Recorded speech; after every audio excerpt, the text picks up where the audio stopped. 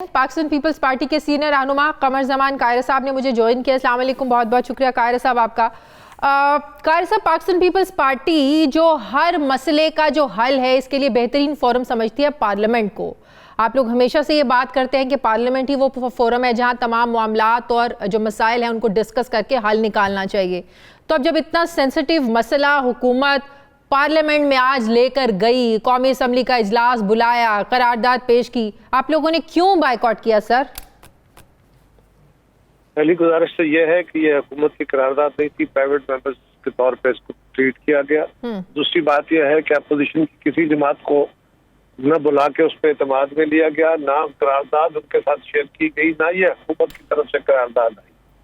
इसकी गुजारिश यह है कि गवर्नमेंट ने पहले इस मामले में एक सियासी ग्रुप के साथ, एक सियासी जमात के साथ, जिसको बाद में उन्होंने कालअदम करार दिया, उसके साथ एक वायदा किया, पता नहीं क्या वो वायदा पार्लियामेंट में नहीं लेके आए।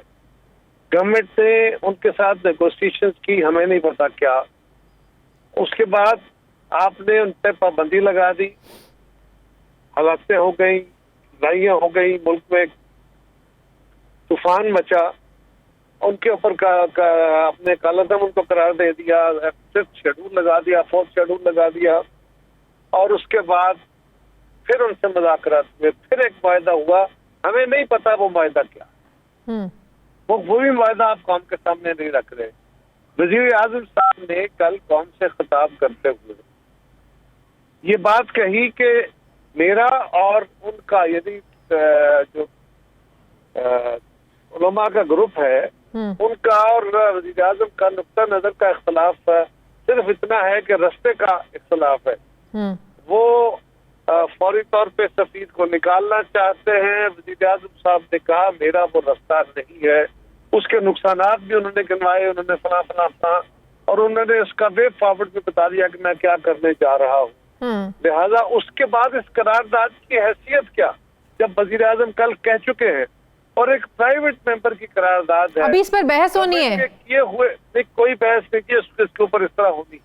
सवाल ये है कि करारदाद आपने लानी थी, आप पहले जो सारी सियासी जमातें थी उनको बिठाते, बताते कि ये हमने उनसे वायदे किए थे और ये वायदे हमने क्यों किए थे, और अब हमें क्या। कायरा साहब, आपको याद होगा 2017 फैजाबाद का धरना, जो उस टाइम वो जो एक क्योस था, उस वक्त भी नून लीग की हुकूमत वो मुआहदा इस तरह मंजर आम पर नहीं लेके आई थी। पाकिस्तान पीपल्स पार्टी का मौक़िफ़ हमें आज भी याद है। आप लोग भी चाहते थे कि मामलात को हल की तरफ जाना चाहिए, लेकिन उस वक्त तो किसी ने इस तरीके से आवाज़ नहीं उठाई, ना पाकिस्तान पीपल्स पार्टी ने आवाज़ उठाई कि मुआहदे को सामने लेकर आए। उस वक्त एक यूनिटी हम लोगों में नजर आई। आज जो तहरीक इंसाफ की हुकूमत कर रही है, मैं उस तनकीद में नहीं जाना चाहती कि उस वक्त 2017 में ये लोग किसकी सपोर्ट में थे, कौन धरनों में जाकर बैठ रहा था।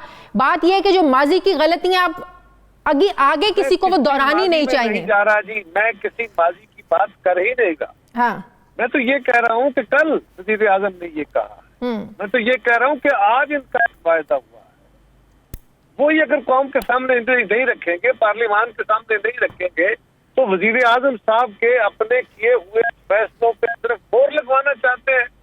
और देखें हुआ क्या, मेरा अपना ज़ाती अंदाजा है, हो सकता है इसमें गलती हो, कि ये जो मुज़ाकरात होते रहे 2-3 दिन, तो दोनों फ्रीकैन ने, हुकूमत ने भी और उन्होंने भी अपने एक रास्ता निकाला है कि बस एक करारदाद दिलवा दे और उसके ऊपर किसी मेंबर से, और उसके ऊपर जो बहस थोड़ी बहुत करके हम लोगों को मुतमईन कर देंगे कि देखो जी करारदाद पेश हो गई।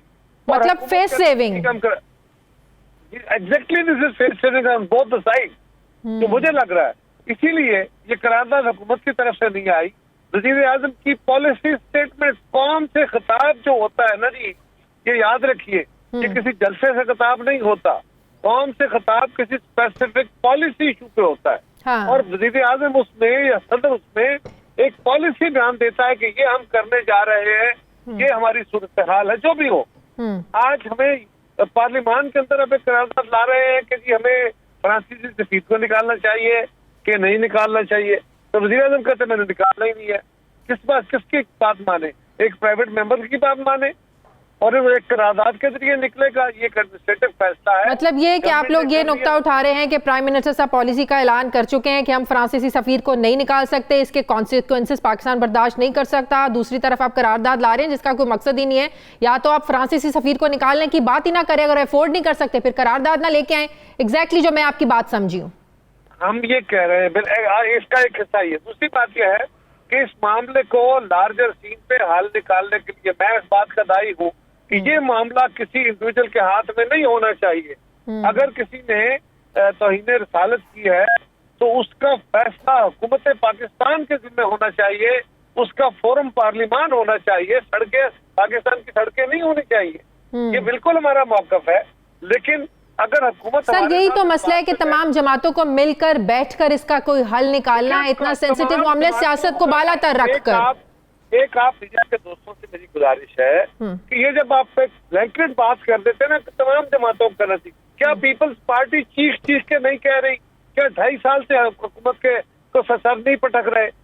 आज भी जरूरत समर की है कि इस मामले में तमाम सियासी जमातों को इकट्ठा करके बिठाया जाए और बात की जाए। लेकिन कौन करे? सही, वज़ीर आज़म तो इस बात को करने को तैयार नहीं, सारा पाकिस्तान कह चुका। मैं बात करूंगी माहिर मौशियात डॉक्टर फ़ारूक सलीम साहब ने मुझे ज्वाइन किया। अस्सलाम वालेकुम, बहुत बहुत शुक्रिया फ़ारूक सलीम साहब आपका। डॉक्टर साहब, असद उमर, हफीज़ शेख, हमाद अजहर के बाद अब मईशत की ड्राइविंग सीट पर बैठाया गया शौकत तरीन साहब को, जो खुद कुछ दिन पहले तक इस हुकूमत की जो मौशी पॉलिसीज़ हैं वो कह रहे थे दुरुस्त समत में नहीं चल रही हैं, हमें अपने घर को ठीक करना होगा, कप्तान को मजबूत होना होगा, वरना ये कश्ती जो है वो आगे नहीं बढ़ सकती। ये किन नाकामियों की तरफ इशारा किया आपके ख्याल में शौकत तरीन साहब ने, जो आज खुद हुकूमत का हिस्सा बन गए हैं? क्योंकि हम तो जानते हैं, हमें तो बताया जा रहा था कि 2.5 सालों में मुल्क की जो मईशत है ये दुरुस्त समत में चल पड़ी है, तरक्की की शरह जो है वो बढ़ी है, सरमायाकारी बढ़ी है। तो नए वजीर खजाना ने किन नाकामियों की तरफ इशारा किया है? देखिए, एक हुकूमत के ऐलानात हैं और दूसरी तरफ ज़मीनी हकीकत है। मुझे महसूस ऐसा हो रहा है कि देखिए, ये पाकिस्तान का ख़जाना चलाना है, पाकिस्तान की माशी पॉलिसी चलानी है, ये कोई दुकान या खोखा नहीं चलाना। अगर आपने रियासती कारोबार चलाना हो, वजारत ख़जाना को चलाने के लिए एक ख़ास तरीक़ा कार होता है। पहले आप टीम तश्कील दी जाती है, फिर वो टीम बैठ के मनसूबा बंदी करती है और फिर उन मनसूबा बंदी के ऊपर अमल दरामद होता है और फिर जाके कई नताइज सामने आते हैं। अब 32 महीने तकरीबन पीटीआई की हुकूमत के गुजर गए। 50% टाइम आप अंदाजा कीजिए कि गुजर चुका है पीटीआई की हुकूमत का, और अभी टीम तश्कील दी जा रही है, अभी टीम नहीं बनी। जैसे आपने कहा कि पहले असद उमर साहब ने अपनी टीम बनाई, वो 8 महीने रहे, फिर हफीज शेख साहब आए, 23 महीने उनका गुजारा हुआ, फिर 18 दिन के लिए बीच में हमाद अजहर साहब आए, अब शौकत तरीन साहब आए हैं। खुदा करे वो अपनी एक काबिल टीम बनाएं, वो टीम बनेगी, फिर वो टीम बैठेगी, मनसूबा बंदी करेगी, फिर उस मनसूबाबंदी के ऊपर अमल दरामद होगा।